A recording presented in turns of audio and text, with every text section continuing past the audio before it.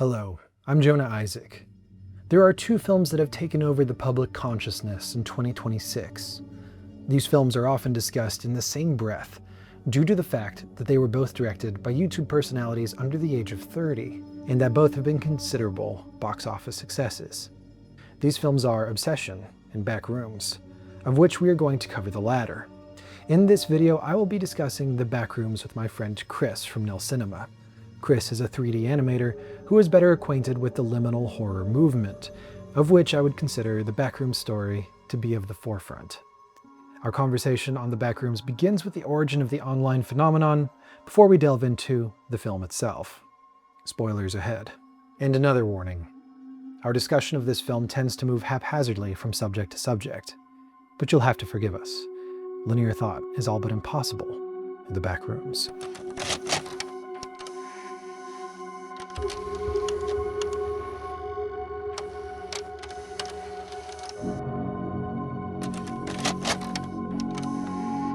Yeah, so Backrooms. Super excited to talk about this with you specifically because you've made Backrooms content in the past. Personal experience with the Backrooms. I believe I was lucky enough to stumble upon the Backrooms via Kane Pixels videos, or real name Kane Parsons. I think it really started to take off via a Reddit post, a creepypasta Reddit post, matter of fact. And it circulated a while from May 13th, 2019. And then at some point, Kane Pixels made his own video on the Backrooms. Kind of turned it into a found footage horror film, which makes sense. I don't really see how you could go about making a Backrooms video that isn't found footage. Or I didn't until he made the movie, which was pretty good in my opinion. But Backrooms is more or less a liminal space story, or infinite liminal space, as it were, portrayed as infinite various hallways that can stretch forever. Sometimes they lead to a dead end. Most of the time they just go on and on and on. There's various levels, somewhere around probably more than 9,000, 9 million, who knows? Infinite, right? There's infinite levels, from pool rooms to neighborhoods to shopping malls, abandoned shopping malls. The fan base pretty much went wild with it. I think the most popular is definitely the yellow rooms, which comes from the original Reddit post, which is just stained pale yellow wallpaper, stained carpets, very old, very tinted. I guess the best way to describe it would be like a familiar setting. Like, it definitely gives the audience or spectators a feeling of nostalgia, despite the fact that they've never been to the Backrooms. And it's because of that familiarity mixed with uncertainty of what you'll find in the Backrooms that kind of pulls its audience in. Me, for example, I've sort of become obsessed with the Backrooms. Oh, okay. I can't tell you too much about the lore in depth the way other people who are 100% obsessed with the Backrooms could. But I can tell you that the fan base definitely, I wouldn't say a cult, but they definitely have somewhat of like a cult following. Or it started out as a cult following. Sure. That's branched off into this mega medium of whatever you want to call the Backrooms. Sure. Well, let's back up a little bit. So we've dived into like what the Backrooms are, and I had no idea. I had seen one of the Kane Parsons videos. I saw the one with he's actually back here. It's this, whatever that critter is, the wiry guy who walks through the hallways. I had seen that before, and that was my only experience with it. So like, I didn't know anything about the lore or like all the construction that Kane Parsons did outside of that. But despite that, it was very interesting to see the movie because it was very accessible, despite having so much groundwork already laid for it outside of the film. So let's talk a bit about your opinion of the film. You say you think he did a pretty good job. So what do you think would be difference in your opinion? I'd say it would make sense trying to pull in a wider audience base into the world of the Backrooms. It makes sense where he started off. I do know that because Kane Parsons created his own world, his own lore around the Backrooms, this particular movie is canon to that lore. But when putting something like this on the big screen that started off on the internet, with branching off, you do need to make sure that you're grabbing new audience and pulling them in. So where he started with that, like introducing us to the Backrooms instead of just dropping us off and going, hey, you know the story, here you are, we'll just go from there. I think what he did makes sense. For me, I would have liked to see a couple more familiar areas in the Backrooms, which is funny to say because Backrooms isn't familiar. Or it feels familiar, but it isn't, right? Yeah, I would have liked to see more of the Backrooms explored. I think focusing more on the two leads running through the Backrooms, not chased necessarily by monsters that Roblox fans are privy to, but more just more exploration of the Backrooms, of the different levels. I don't need to see every single level. I don't need to see level 9,999 of the Backrooms with our main characters being chased by a JPEG of Michael Jackson. I just want to see just a tiny bit more. Sure. I'm not upset about what I got, but I wouldn't have minded if I saw just a little more. I really liked the movie, and again, this is coming from someone who's like not involved in sort of the community aspect, the cult-like aspect of the Backrooms following. Like, just as someone on the outside, I thought it was a very well-constructed film, and it did its job very well, where it told a very absurd story in such a way that you're able to follow it and understand sort of like the mechanics of the world that we're entering into. Despite the fact that I don't have like years of prior experience with this, it's not really an IP, but this type of art, and something that he captured really well. And this is, I think, where he should get a lot of credit as the director, is he was able to sort of capture the very clear vision that he had when he was walking into the film. And I'm not sure what all the discourse is with him specifically as as like the artist or director, from your perspective, from where you're at. But like, I've been reading quite a bit online from sort of like the cinema side of things, and people are either praising him for his vision and for being able to pull off this rather unique film with a very low budget. And the other side of it is like you have people that are very condescending in a way. And I think that maybe either elitism, maybe it's just like plain jealousy of his accomplishments despite not having like prior industry experience. But I think it's fascinating that he was able to walk into this project and without having sort of like an industry past, and able to produce this with the team that he was given. I think it's really fascinating to see. I agree. I think for most of the discourse I've seen, it has come from different sides of the aisle. So for fans or mega fans, internet fans of the Backrooms, it does come from the fact, or seem to come from the fact, that it's not the Roblox version of the Backrooms. I think while I would say that he helped pioneer the more viral side of the Backrooms, I think a lot of younger fans came into the movie expecting the more sillier side of the Backrooms. So, like I said, Okay.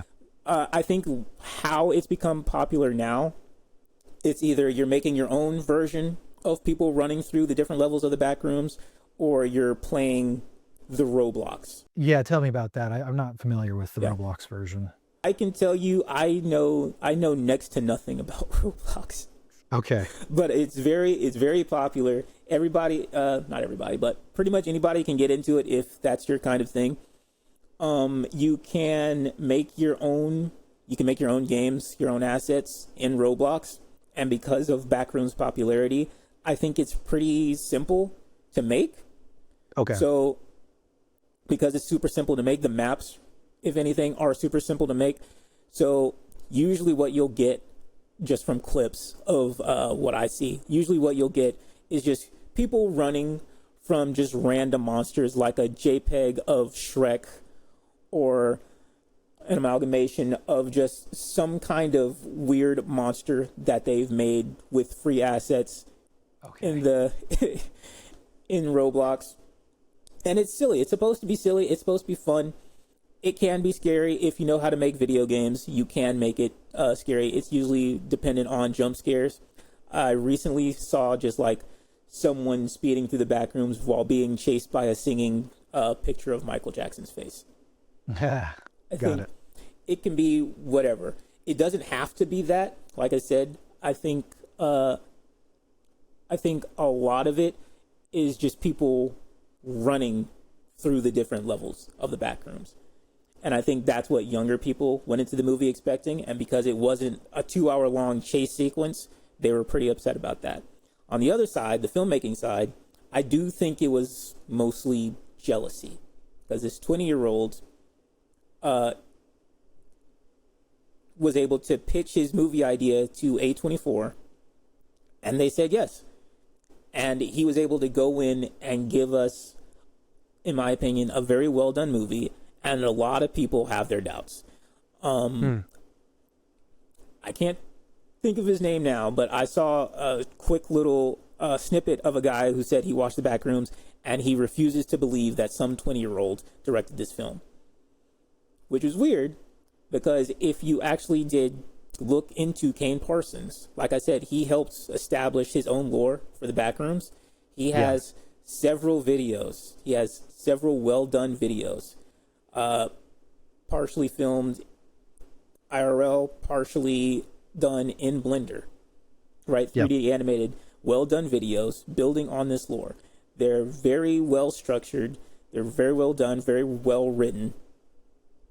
To me, it does seem just like industry jealousy when it comes to the doubt that he put this movie together, despite the fact that he does have a very good highlight reel free for everyone to view on YouTube.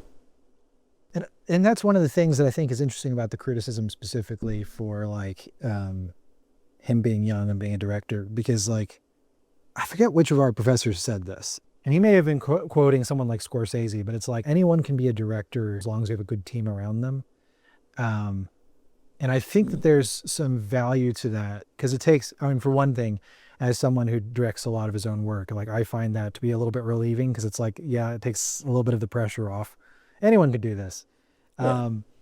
But at the same time, like, as long as you can go in with a clear vision and communicate that vision, and you have like a team around you that knows how to do their job, having the capability to offload some of those responsibilities to other people. It's not like he was making the movie all by himself. Like he already had that experience done. In this case, it's like he's giving, I was listening to an interview with him, and basically he made all the sets in Blender first. He delivered them over to A24, and their set department took it from there and built the sets. He didn't build the physical sets, but he gave it to a team who was able to accomplish it. So yeah, absolutely. It's amazing that he got in contact with, or he connected with A24. And I definitely think it's baseless, that whole he didn't direct it thing, because yeah, obviously he's very capable. We should mention, just for the sake of saying it, it has made tons of money. Yes, and it's very interesting, just the dialogue between this movie and then Obsession, which is kind of spoken about in the same breath in the media right now. Both of them are low budget horror films that are directed by YouTubers who I think are both under the age of 30. You may have to correct me on that. I think the other fella, or the other directors, I think he's 28. Curry Barker, 26 years old. There you go. Oh yeah, does quite a fair bit amount of comedy sketches, very well done Oh, okay. comedy sketches as well. So I don't remember the name of our professor. I guess he wasn't a professor. He was a guest speaker. He worked on some of the Pirates of the Caribbean films. One thing that stuck with me, he said it is very easy to direct a horror film. The challenge is making it a good horror film. Mm-hmm. So I always think about that whenever I see comedians directing horror films. So Curry Baker, Jordan Peele. The guy who did Weapons, he was part of the Whitest Kids You Know. Whitest Kids You Know, yep. Zach Krager, yeah. Zach Krager, yep. I like seeing the creativity, the imagination that comedians seem to have when they go into directing these horror movies. Maybe I like to think that they have a very, very dark sense of humor that kind of goes off the rails whenever, Sure. Every so often it'll go off the rails, and rather than try to feed that into their comedy, they're like, actually, let's just go ahead and turn this into a movie, a horror movie, a grade A horror story. Yeah, I think that comedy and horror kind of work similarly in that they're both constructed to get a reaction out of you. Oh yeah. Like an immediate either a laugh or a scream. It's like one or the other. Whereas most other genres aren't designed to be that reactionary. So I think that there's the setup and the payoff style are very similar in both. One of my favorite scenes from the movie that really tickled my fancy was we have a scene between Clark, who is sort of our protagonist for a little bit, and then there's a switch. But then, so we have Clark and Mary, and Clark is going to a therapy session. Mary is his therapist, and the whole interaction that we have between the two of them sort of sets up not only like the tone of the movie, but also like the philosophy of what is going to happen between the characters later. One of the things that I think is most impressive about it too is like most of the film is very surreal, and you're not entirely sure, or at least the characters are not entirely sure what's reality and what's not reality. And you get a hint of that in the beginning where they start playing this role play game together. So Clark is divorced, and he's trying to he's working through the night of his separation with Mary, the therapist, and it's great. It's great acting chops. It's well directed, and it just the scene is so well paced all the way through. I think just a correction. I do believe. I'm sure in his mind he was definitely divorced. I do believe it was a more of a crumbling marriage, and I think separated. Yeah, I think he was separate. I think he wasn't entirely separated. He was kicked out of the house. But yeah, I think I like that he was the unreliable narrator, right? Because in his mind, he did nothing wrong, right? And I think that's what his therapist was trying to get him to understand through the role playing. And I like that his experience through the Backrooms was sort of a reflection on that, if you can say that at all. Mm-hmm. Yeah, totally. So the movie is sort of centers on two main characters, and there's sort of a flip-flop in the middle. But the first character that we follow is Clark, and Clark owns a used furniture store, or not. It's probably not used. It's just a cheap furniture store. It's like an outlet, and it's sort of like a warehouse setting. It's a very dingy looking space. We're set in the 90s, so it has that sort of vibe. And he is living there, and he's starting to notice there's like electrical issues. And one night he discovers that there's a light that is behind the wall of the basement, and he sort of like pushes through the wall by mistake and ends up on the other side of the wall. And on the other side is the back rooms, which is where we spend much of our time in the movie. He, of course, is attempting to explore this space, just because I think partially it gives him something to focus on that isn't his crumbling marriage and his kind of dead end life. And so he comes to Mary later, and he says to Mary, like, I found this space. There's this whole other realm. He doesn't use the word realm, but there's a whole other space that is underneath in the store, and he's exploring it, and he's trying to convince her that it's there. And in the searching of the space, he sort of loses himself, which I think is an interesting sort of reflection of his psychological state with his with the therapy that we've seen in the early part of the movie.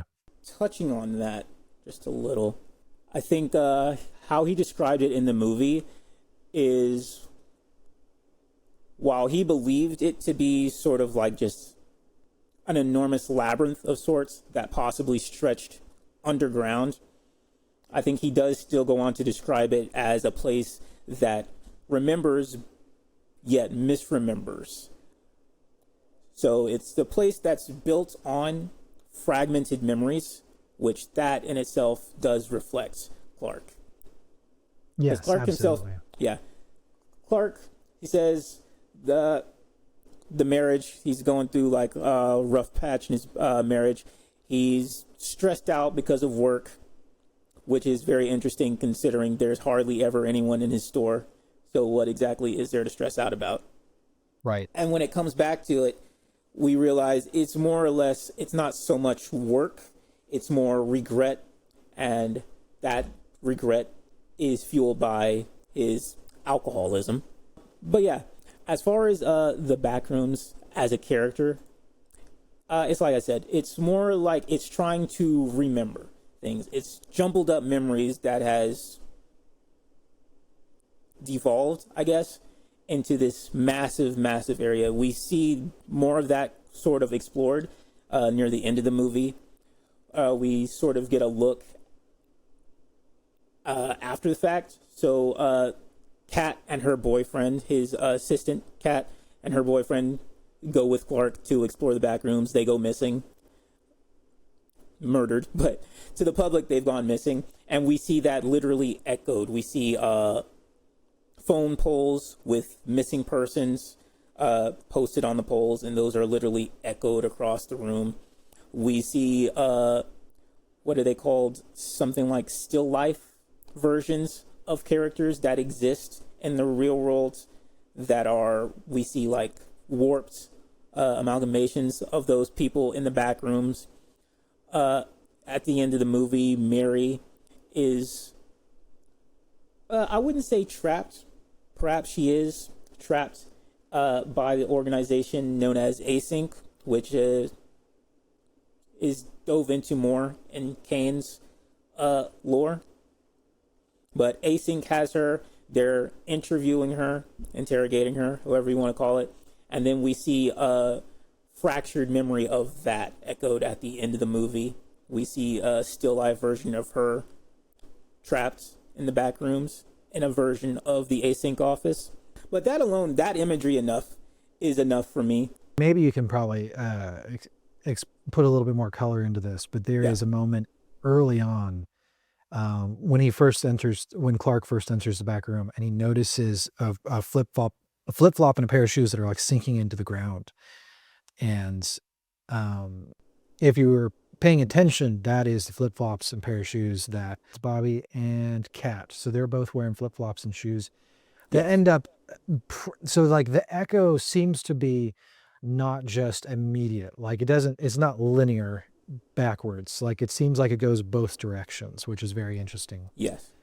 So it's not just backwards or forwards, it's like both ways. So is that something that he set up in the lore? I think, well, for this movie, that's definitely how he set it up. I think none of what we saw, none of the information that we got in the movie was established beforehand in his early videos on YouTube.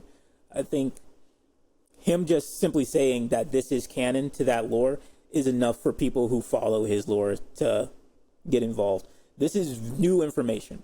This is new lore drop, essentially, for those who are fans of Kane Parsons. So cool. Yeah, and I think that in the movie, that scene in particular when he's walking and he finds the shoes of his employees. I believe that establishes for him how the world of the Backrooms works.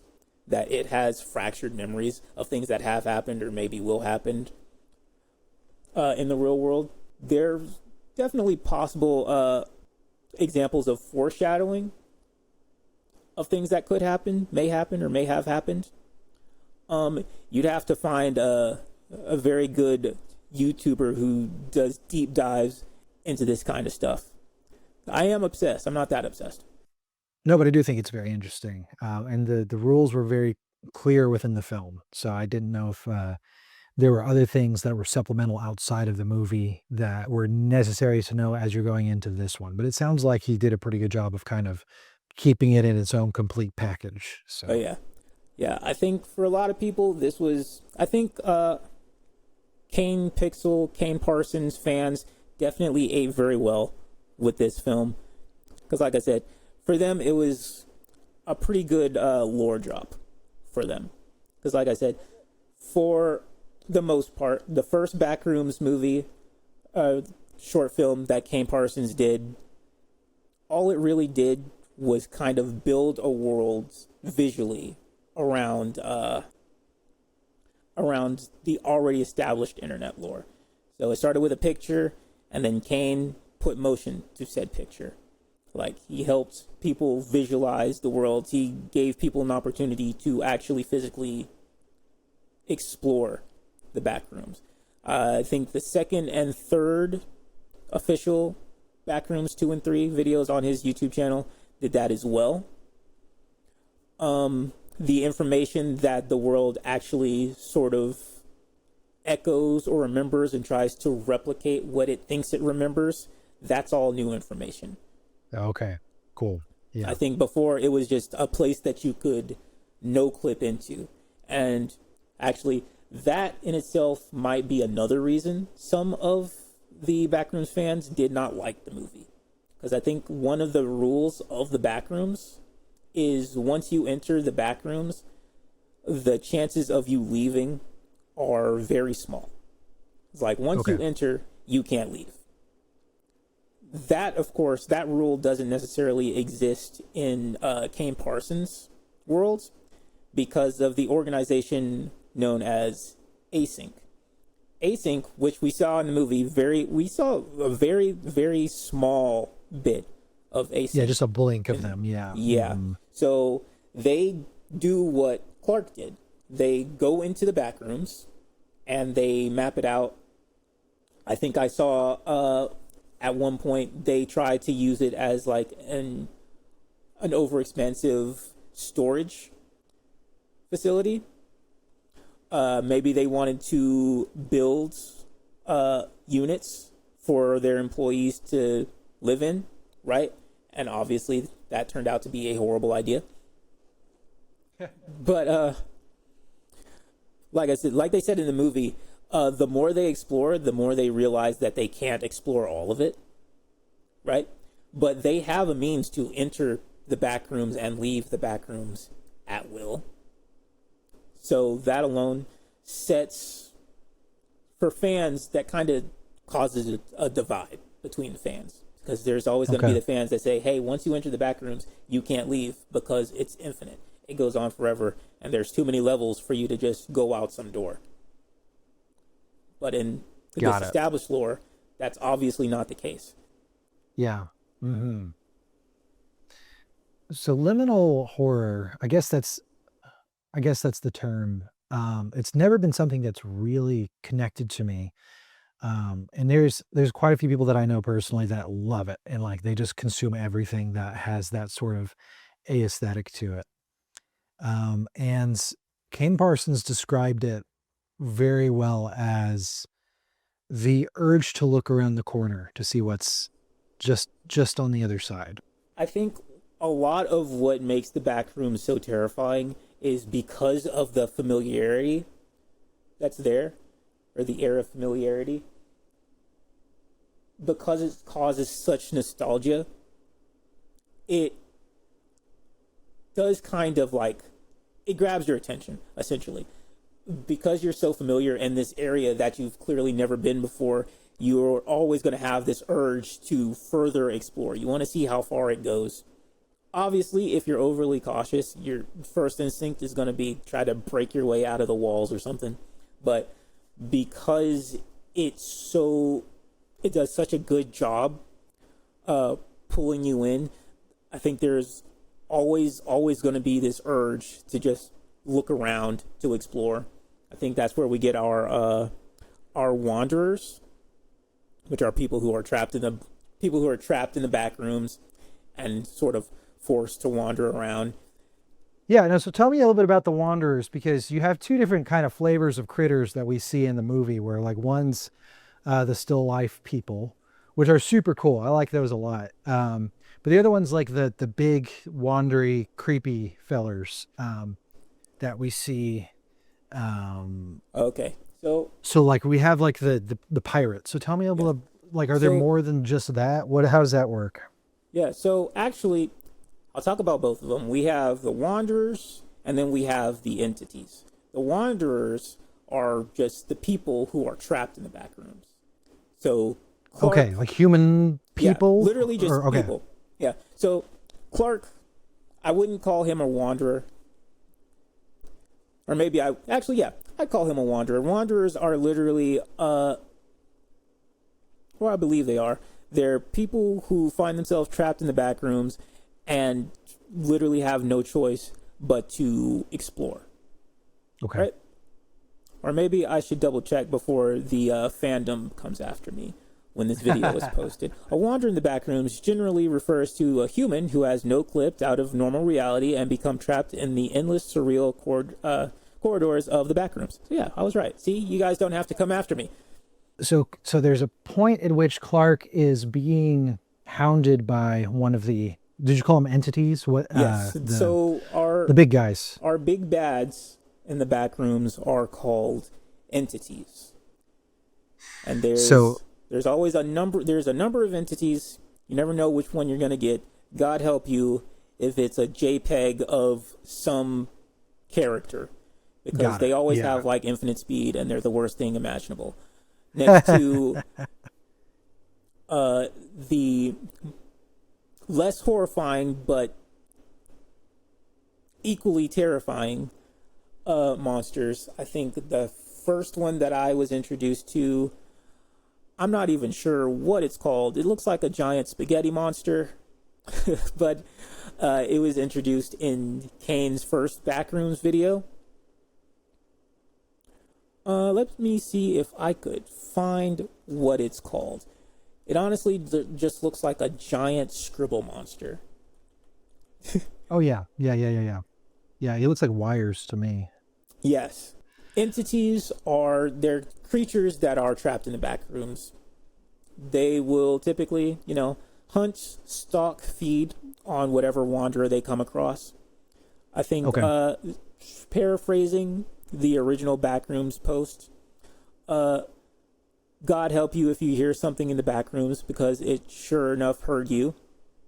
You never know what's around the corner, which is why your curiosity is definitely your biggest threat in the back rooms. Yeah, sure. You'll always be tempted to explore.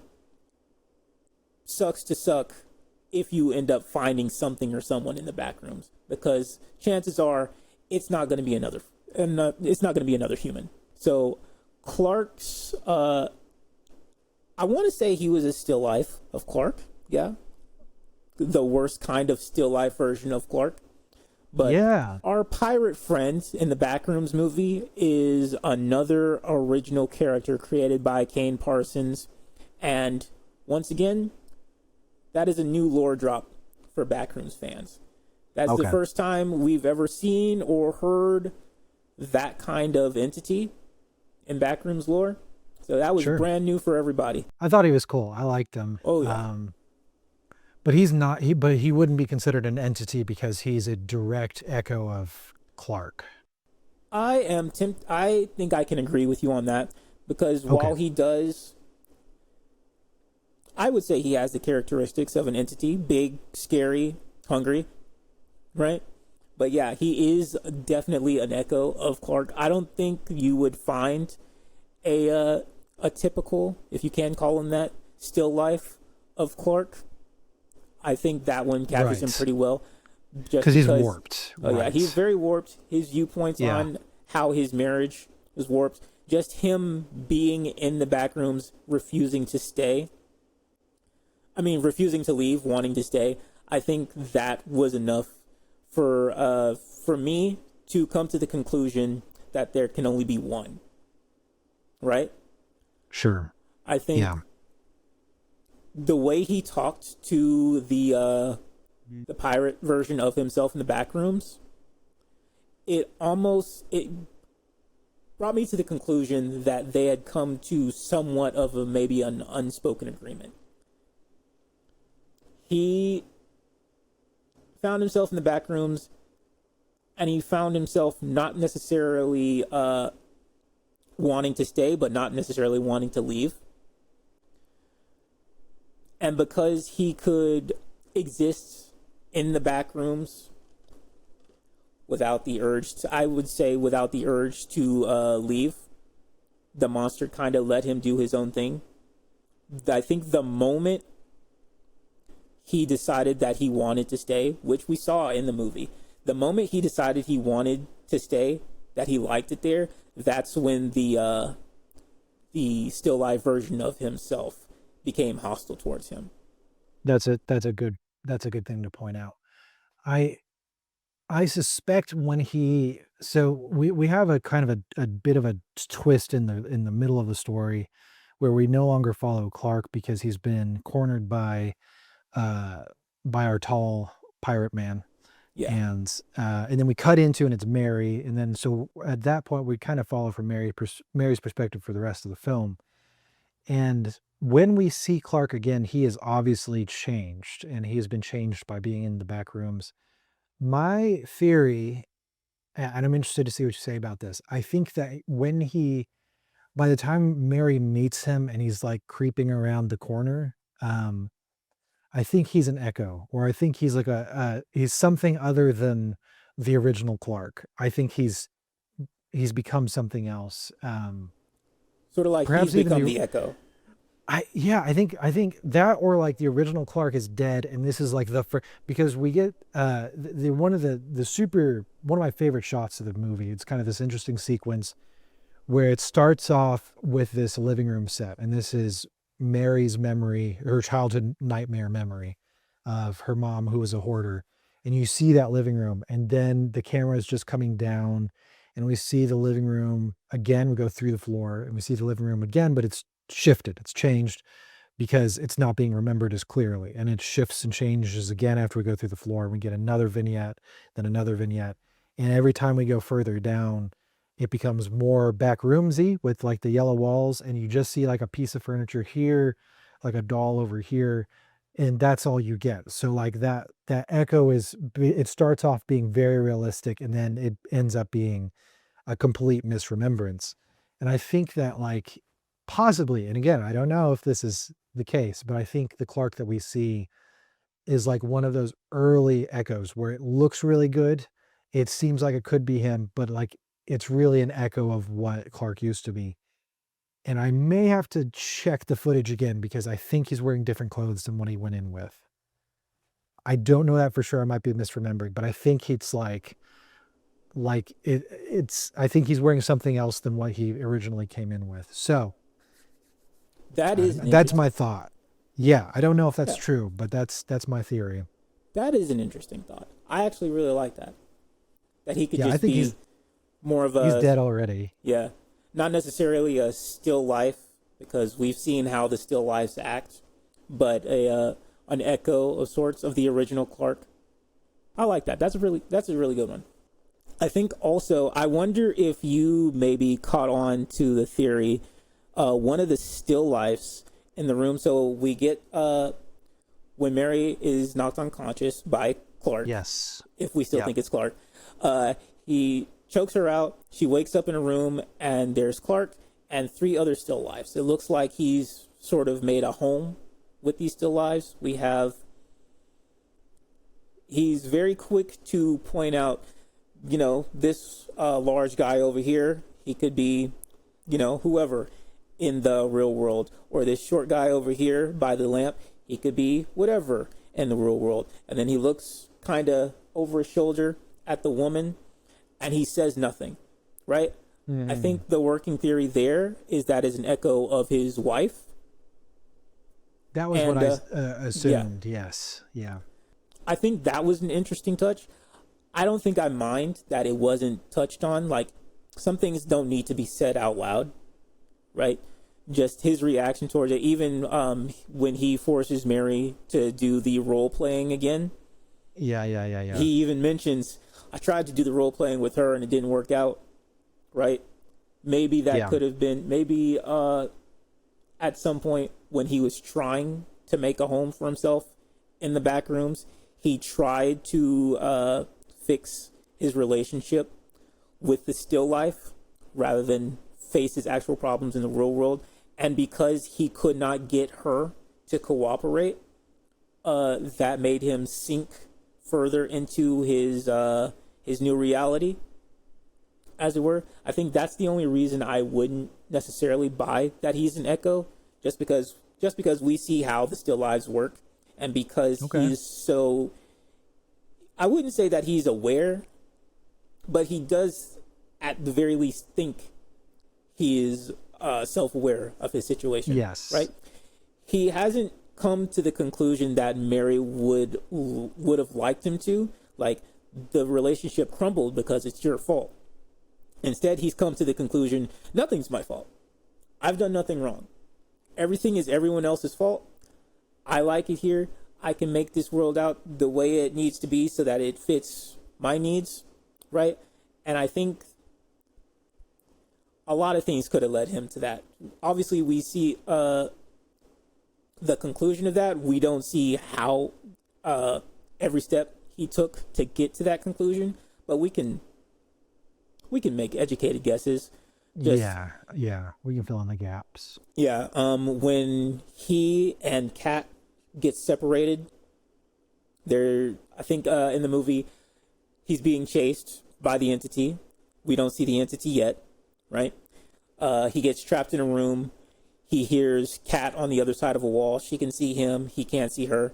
As he's trying to figure out how to get to her, she says, turn around. He turns around, and we know that the entity is off screen, so we don't see it. I think that moment in my mind, him seeing a reflection of himself in the Backrooms, also kind of warps his mind a little bit, because why does his still life look so different from everyone else's, right? Yeah. Why is his so monstrous? If that's the monster in the Backrooms, certainly I can't be the monster, right?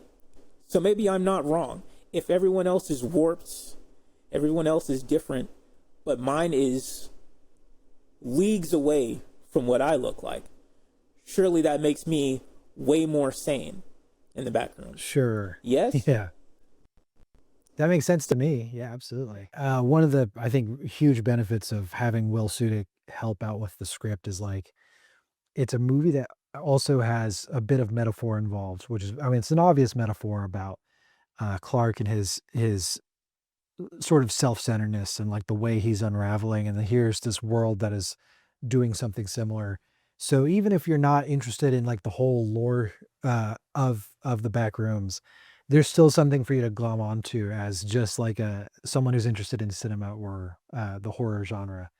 I think it's brilliant. I think it's a really well done sort of meeting of two different worlds, being like the world of cinema with A24's very cinematic horror side, and then, like, this sort of online phenomenon. I think they did a very good job of walking a tightrope and making something that was very entertaining. So on that note, I realized we had talked primarily about Clark.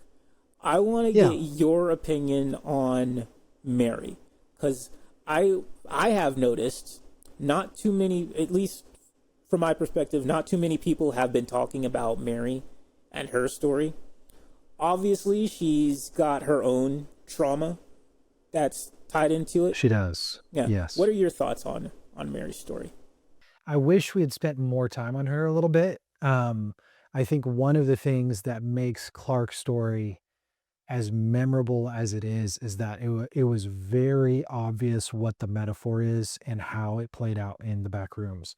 With Mary, it's a bit more subtle. And I think that there's a lot of positives to that as well, because you have the situation where they're doing the role play, and this is in like the back rooms kitchen, right? You have the creepy looking little dude in the wheelchair, and you have the woman with the red hair who gets scalped, and they're having this role play in the back rooms that is showing the unraveling that Clark has gone through and revealing it to Mary. And Mary has a realization that she can't fix Clark. And also at the same time, she can't fix the Herself. situation with her mom and herself. I think it's all three at the same time. Like, she cannot fix these issues. She also can't fix the situation with her daughter, who I don't think it's ever clearly explained. I think she's died or passed away. Something really tragic happened with the daughter. And so there's a moment where she lets go, and it's like, I can't fix it. And it's a relief versus like a tragic thing. Like, it's a moment of catharsis that I think is subtle enough. It's clear enough that I was able to pick up on it, but subtle enough to where it doesn't overshadow Clark and sort of the bigness of what is going on with Clark, and sort of the larger horror of the situation. But I do wish we had a little bit more of Mary's sort of inner turmoil there. I feel like it would have been useful, just from an audience perspective. I agree. Would you agree? Yeah. Okay. Yeah. I definitely agree. I think for me, I don't think I got the idea that Mary herself had a daughter. I think anytime I think was that her handprint? I think that was her handprint. Yeah. I might have misunderstood then. Okay. Yeah. So the house that was being destroyed would be like her mom's house. And so the handprint was her handprint. Okay. Now see, that's a lot different. I think what we saw was, what do you call, for whatever reason, I keep wanting to call it, Munchausen by proxy, but I don't think that's what it was. Agoraphobic. Yeah, agoraphobia. That's what it is. Yeah. So I believe her mother was agoraphobic, and she kept her trapped in her house, right? Yes. And it wasn't until her mother was eventually admitted to, I guess, a mental hospital that she was finally able to escape. But obviously that had lasting effects. So I think that's reflected when she finds herself once again trapped somewhere, right? She's trapped in the back rooms. And even though she's no longer trapped in her mother's house, she still feels that, she still has that feeling while she's out and about in the real world. I think we see a little bit more of that reflected when she's at a house party and she sees what I believe to be a mom and her child. For a hot second, I thought that was her and her mom. I actually don't remember if that was her and her mom or if that was just a woman and her child. It was just a woman and her child. Yes. Yeah. It was just a woman and her child. And I think it further is reflected on at the end of the movie. Because like I said, she felt trapped, right? She was trapped in the house with her agoraphobic mother. She felt trapped in the real world. And then the movie literally ends with her still life trapped in a replication of Async in the back rooms. Yeah. I think that visualization, for me, that alone sold the movie for me. I think that was the perfect conclusion, visually, metaphorically. It took me a hot minute to understand what the movie was trying to tell me about Mary, because I was very interested in Mary's story. I feel like maybe this isn't right. Maybe it was being a little too subtle for me, because I did like her story, but I felt myself drawn to Clark more. Sure. So I think Well, I obviously thought there was a daughter. There was not a daughter. So maybe it was too subtle. I don't know. I think I do like. Obviously, I don't like the. I don't know how else Clark's story was supposed to end. His last moments, he's like, "I like it here. I want to stay." And then Captain Clark comes in and was like, "All right, bet. I'll make sure you stay here forever. You can die here." Yeah. Yeah, he was consumed by himself. Yeah. That was perfect. Yeah. I think there is no other ending for him. So I guess I can appreciate his story ending there so that we can get the conclusion of Mary's story. I don't think I would have enjoyed it very much if Mary kind of just escapes. I mean, I think maybe it would have been poetic as such.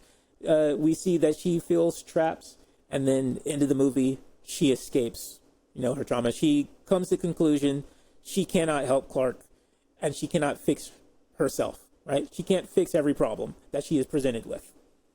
So being able to come to that realization and then escape the back rooms, that would have been poetic. I think it's definitely more impactful to see her come to that realization and then trapped in a whole new area, right? A whole new light, metaphorically. I think that is probably the perfect conclusion to her story and this movie. It almost, to me, and I suppose it just depends on how you look at the ending, but I almost felt like it was a positive ending in a way where she left a piece of herself behind in the back rooms that exists elsewhere. And it's almost like this part of herself that she no longer needed was left.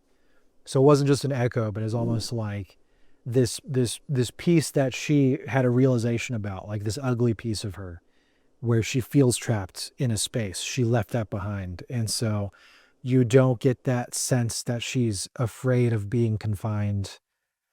She's angry about it when she's in there with ACI, where she's like, she's in control. She's in command. She's like, I need to get out of here. At least that's the way I interpreted it on the first viewing. Who knows? Maybe on the second viewing, I'll think differently. But it almost felt like a positive in a way, where like she left an echo behind that she no longer required. No. I like that. Yeah. So what do you think would be the lasting impacts of Backrooms on maybe you and like the art that you put out? Because you've done some Backrooms content yourself. And you do a lot of work in Blender, similarly to Kane Parsons. And do you think this is like a style of art that inspires your work? It's very easy, no pun intended, to get lost in the Backrooms, right? It is very easy to get lost in the world of liminal space horror, because like I said, it's stuff that goes on forever. There's infinite possibilities and even more after that. So you're free, and even people on Roblox, they understand just looking at the concept of the Backrooms that you can create whatever you want in the world of the Backrooms as long as it fits the aesthetic of the Backrooms. So it's as long as you understand that concept alone, you can build whatever world that you want. You are obviously limited by the rules, the unspoken rules of this particular liminal space horror. But as long as you have even just a little bit of imagination, that can still be anything, right? Yeah. I struggle with certain ideas that I have in Blender. So my immediate fallback would definitely be liminal space. I can very easily get lost in liminal space. It's probably one of the more simpler things to create in Blender or any 3D software.